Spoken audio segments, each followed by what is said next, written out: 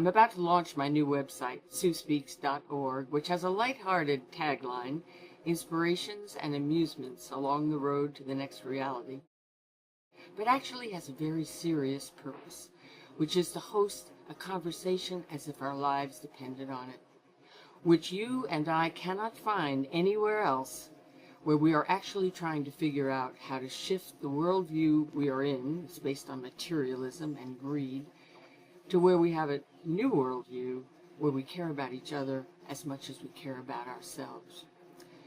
My last attempt to shift our worldview was the crop circle phenomenon, where I've made a couple of movies, because scientific evidence pointed to the fact that we are not making these incredible artworks in the fields. I was not a UFO person or an abduction person. I don't know anything about those things. But I looked at the science and I thought, wow, that could change the way everyone thinks. Where we would be in one conversation if, in fact, we were being visited by the other. One humanity, one conversation to deal with what was going on. There's another possibility on the horizon now. I produced a program 3 years ago, A World Without Work, which talked about automation and robots taking our jobs, and they were not going to be replaced by other human jobs. And then what? And the answer was universal basic income.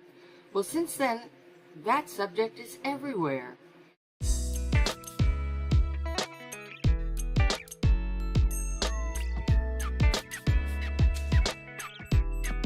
In fact, it was just on my favorite program, CBS Sunday Morning. This is an inspiration along the road to the next reality.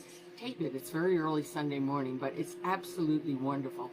And the lead story this week was about the fact that in 20 years, 47% of our jobs will not be there, and they will not be replaced.